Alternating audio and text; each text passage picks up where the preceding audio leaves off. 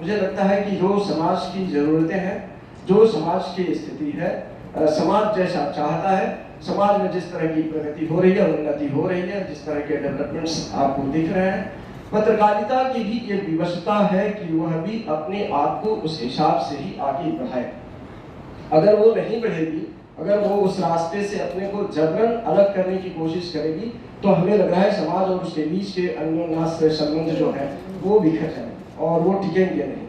तो ये बहुत स्वाभाविक है कि पत्रकारिता समाज की जरूरतों को समझे और उसकी जरूरत के अनुसार आचरण करे, उसकी जरूरत के अनुसार अपने को आगे बढ़ाए।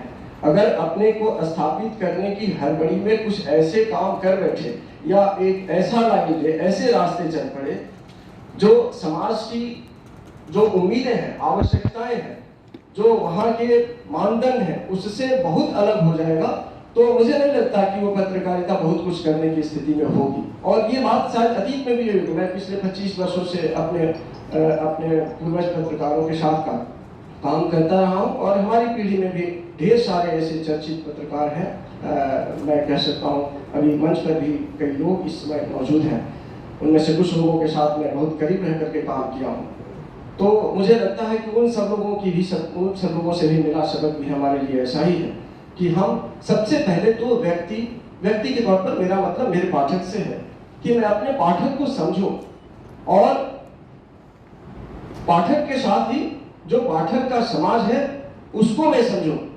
हम अपनी पत्रकारिता को उसी हिसाब से शेप दें, उसी हिसाब से अपनी पत्रकारिता को आगे ले जाने की कोशिश करें, ताकि पत्रकारिता और समाज दोनों एक दूसरे के पूरक के तौर पर व्यवहार करें, काम करें और दोनों एक दूसरे से मजबूती पाएं। एक दो और मसले हैं जिस पर चर्चा हो रही है और यह नहीं कि इसी फोरम में हुई है या कल हुई है, परसों हुई है, लंबे समय से हो रही है। पत्रकारिता की शाख का एक सवाल है जो इस समय, चूंकि आपने आज के संदर्भ में पत्रकारिता पर बोलने को कहा, तो इस दौर में पत्रकारिता की शाख का भी सवाल जो है बार बार उठ रहा है। मुझे लगता है कि जब हम इस पर बात कर रहे हो कि पत्रकारिता की शाख की स्थिति क्या है इस समय, तो हमें एक व्यक्ति के तौर पर अपने आप को भी देखना चाहिए कि हमारे शाख की स्थिति क्या है। हम जिस परिवार के बीच में, जो हमारा फैमिली सेटअप है, जिसमें मैं रोज दिन रात रह रहा हूं, उसके शाख की स्थिति क्या है, हमारे समाज के शाख की स्थिति क्या है।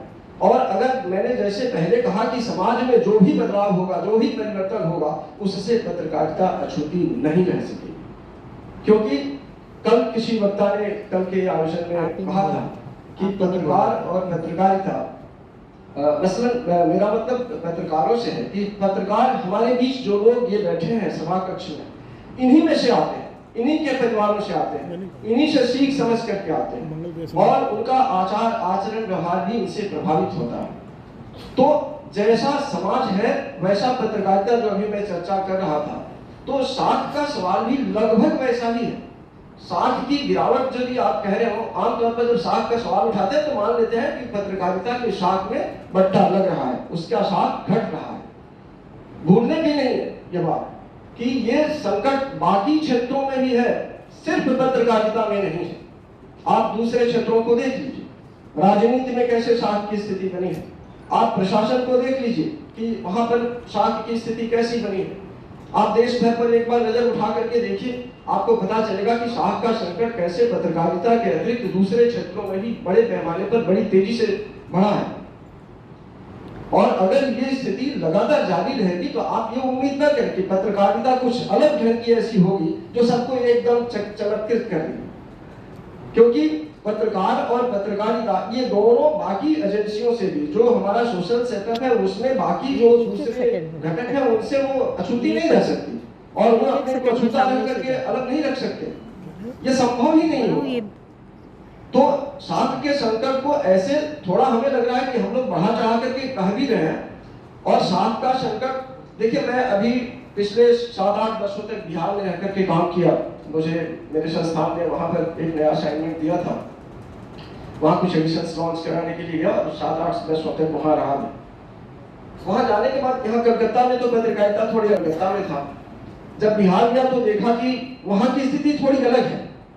तो ये क्षेत्र पर भी बहुत हद तक निर्भर करेगा। आप कहीं देश में अलग अलग हिस्सों में जाएंगे तो पत्रकारिता का शेप साइज आपको कुछ अलग ही दिखेगा, उसका रूप रंग वहाँ अलग दिखेगा, अलग अलग क्षेत्रों में थोड़ा अलग अलग व्यवहार दिखेगा आपको। वहां गया तो मैंने देखा कि लगभग सभी जिलों के लिए, बिहार में, यहाँ पश्चिम बंगाल में इस तरह की चीजें नहीं है, यहाँ पर स्थिति थोड़ी अलग है। बिहार में जाकर के देखा, झारखंड में वो चीजें दिखती हैं, उत्तर प्रदेश में वो चीजें दिखती हैं, लगभग हर जिले के लिए। और यहाँ तक क्योंकि किसी किसी जिले में 2-2 एडिशन हम अखबार के भेज रहे होते हैं, एक ही जिले में 2-2 एडिशन भेज रहे होते हैं। मतलब मैं ये कहना आपसे चाह रहा हूँ कि पत्रकारिता में एक तरह की एक नए ढंग का एक वो विकसित हुआ कि कैसे ज्यादा से ज्यादा लोगों से जुड़ा जाए, ज्यादा से ज्यादा लोगों को जोड़ा जाए। यानी पत्रकार और पत्रकारिता खुद को लोगों से जोड़ने और लोगों को अपने आप से जोड़ने की कोशिश में अब मुझे लगता है कि हम उतने करीब जा चुके हैं, लोगों के इतने करीब जा चुके हैं कि हर व्यक्ति मोटा मोटी ये बात समझता है कि पत्रकार होते क्या है, वो करते क्या है, उनकी देश दुनिया में चलता क्या है और कैसे सब कुछ आगे पीछे होता होगा। तो ये मोटा मोटी एक अनुभव लोगों को होता गया है। और जब आपके बारे में किसी के पास भी अनुभव ज्यादा होगा, आपकी जानकारियां आपके बारे में ज्यादा होंगी, तो स्वाभाविक है कि वह आप पर टीका टिप्पणी थोड़ी ज्यादा करने का अवसर पाता है। मैं बिहार में ही सुन करके आया हूँ, वहां पर लोग एक बहुत पॉपुलर कहावत है कि कैसे दूर के लोग गोस्वामी तुलसीदास कहा करते हैं और उनके गांव के लोग तुलसिया ही कहते हैं। तो जब आप दूर थे, जब पत्रकारों की आम लोगों से पहुंच कम थी, तो उस समय पत्रकार बहुत बड़े बड़े दिखते हों। तब उनको लगता होगा कि पत्रकार किसी दूसरे ग्रह के लोग होंगे और उनके बारे में उनका अनुभव नहीं लगता। अब तो मुझे लगता है कि हर दूसरे तीसरे परिवार से लोग पत्रकार हैं, क्योंकि अखबारों की आवश्यकता बढ़ी है। देखिए, एक आज के संदर्भ में उन्होंने पत्रकारिता की बात कही है, तो देखिए इसको भी हमें नजरअंदाज नहीं करना चाहिए कि पत्रकारिता के पेशे में, कम से कम मैं कह सकता हूँ कि हिंदी पत्रकारिता में ही लाखों लोगों के पास एम्प्लॉयमेंट की वो मिली है, सुविधा मिली है। एम्प्लॉयमेंट, लाखों लोगों के पास एम्प्लॉयमेंट है, लाखों की तादाद में लोग एम्प्लॉयड है हिंदी पत्रकारिता में। दूसरे सबको आप मिलाकर देखेंगे तो इनकी संख्या काफी बड़ी होगी। तो ये लोग कहाँ से आए हैं? ये लोग सभी हमारे ही घर परिवार से निकल कर गए, हमारे ही बीच से निकल कर गए हैं, और वो पत्रकारिता को घर परिवार के अपने हर व्यक्ति के करीब लेकर के आए हैं। और जब बहुत नजदीक आ गए हैं तो वही तुलसीदास जी के लिए जो संबोधन का सवाल मैंने उठाया था, लगभग उस तरह की स्थिति हो गई। अब आप रोज पत्रकारिता के साख पर सवाल उठा रहे होते हैं। ये अवसर ही आपके पास तब है जब पत्रकारिता आपको बहुत करीब ले आई है और अपने भी आप तक पहुंचने की कोशिश की है। एक दूसरा भी सवाल उठा है, मुझे लगता है कि उस पर भी हम लोगों को सबको चिंतन करना चाहिए। उस पर वो भी विचार का विषय है कि सरकारों के साथ पत्रकारों के और सरकारी पत्रकारिता में सरकारी हस्तक्षेप का सवाल बार बार उठ रहा है। हम जिस फोरम में जाते हैं उसमें लगभग ये बातें होती हैं, व्यक्तिगत तौर पर भी जब बातचीत होती है तो लोग ये सवाल उठाते हैं। ये संभव है कि इस तरह की कुछ चीजें हुई होंगी और कुछ चीजें इस तरह से डेवलप होती गई होंगी, जिस वजह से आज ये सवाल ज्यादा उठ रहा है कि पत्रकारिता में सरकारी हस्तक्षेप कितना है। मैं कह सकता हूं कि